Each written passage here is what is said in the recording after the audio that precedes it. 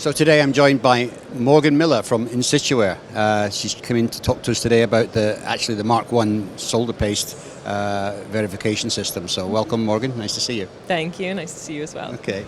So I think one of the things I want to talk about is when you first came out with the Mark 1, the slogan that seemed to be around the system was that it measured solder paste's fitness for use.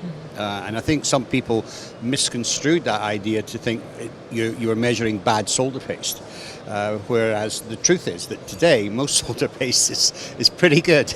Yes. Most formulations today are very durable, and so the material itself most of the time isn't the issue that's wrong with the process. Right. However, there's really nothing that's telling manufacturers that the material is okay.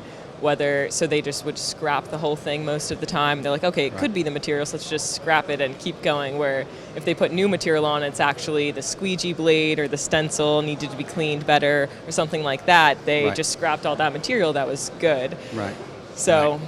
Yeah, but the problem though is really more around the process and the handling of the material. Yes. Because you recently had a report from one of your customers that where they flagged 32% of their production was actually not fit for use. Can you explain a little bit about what was behind that report?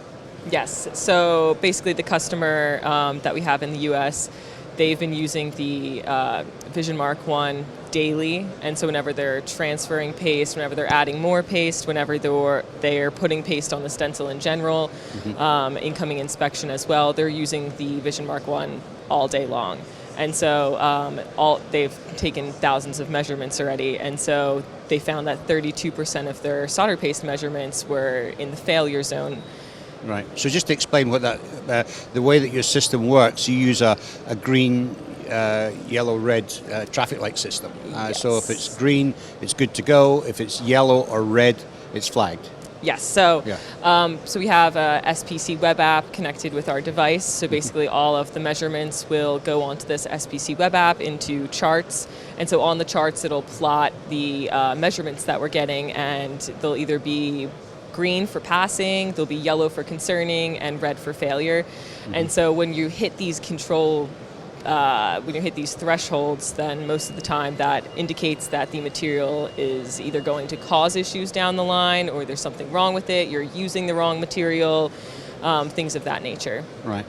So diving a little bit deeper into this, typically what sort of processes or practices were causing these situations where the paste was no longer fit for use? So the different variables that can cause the material to basically fail with our system, it would be things like in the environmental conditions, so humidity and temperature. So solder pastes are... And that can vary from site to site, but also even within the factory. Yes. Yeah.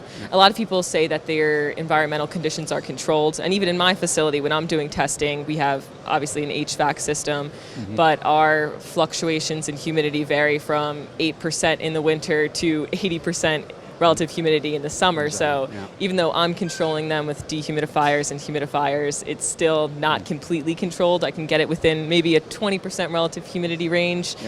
That's stable, but still 20% can be a lot when you're using a material that's very sensitive to the environmental conditions. Like solder paste. Absolutely. Okay. And what about other cases like the storage and that sort of thing? So there's other variables such as storage, so how long your material's been sitting in storage for. So like the solder paste, typically what's happening in solder paste is the flux is moving towards the powder and oxide layer. So if the material is sitting in storage for long periods of time, that reaction is still occurring. So the flux activator is going to be used up well in storage, as well as more so if it's exposed to different temperature environments. So if it's been on a truck and it's been in higher temperatures when it's supposed to be stored cold, even though it's stored cold, this reaction is still occurring. So if it's in extended storage for months, then the solder paste may behave differently than you're expecting it to, as if a new jar. Yeah, I'm pretty sure it changes even with traveling. All the time. So, okay, so any other variables that you came across that So affect it? the environmental conditions, extended storage, as well as how long you are allowing the paste to reach room temperature. I know a lot of people, you're supposed to let it reach room temperature before you open it up, but some facilities don't follow that rule exactly, as well as stirring it. If you over stir it or you under stir it, that's going to cause issues like flux separation. You have a machine now to be able to help with that, though, don't you? Yeah, we actually just came out with a smart solder paste mixer, so that'll take some measurements while you are actually mixing the paste. So it has a smart lid that has a sensor that's going into the jars, and so that'll help with consistently stirring the materials Right. to the same point every single time. Right, okay. So, going back to the original report, 32% is a huge number in any manufacturing process for it to be off. So what was the outcome of that? Has that company, which is a large multinational, have they installed more units within the factory? So currently, no, but I know we're working towards that, especially with other facilities that this company owns. So right now they have Mission Mark 1 at 2 different locations, but we're working with their other locations as well to implement it. Right.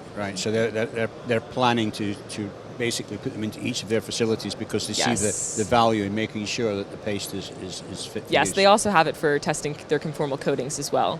Right. I believe even some of the paste manufacturers themselves have seen the value in having this too. Yes. We've talked to many of the paste manufacturers, and they're not afraid of the device in any way because it's not proving that their material is bad. It's just proving that there are variables outside that will affect how their material behaves, and they're all very aware of that. Yeah.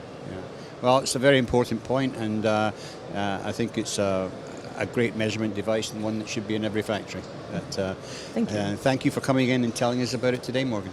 Yeah, no problem. Thank you. In an EMS world full of supply chain challenges, pandemics, and shifting deadlines, Global SMT TV works around the clock to keep you up to date with the latest process technologies, standards, and breaking industry news to keep you at the top of your game. Global SMT TV, bringing you one step closer to your goals.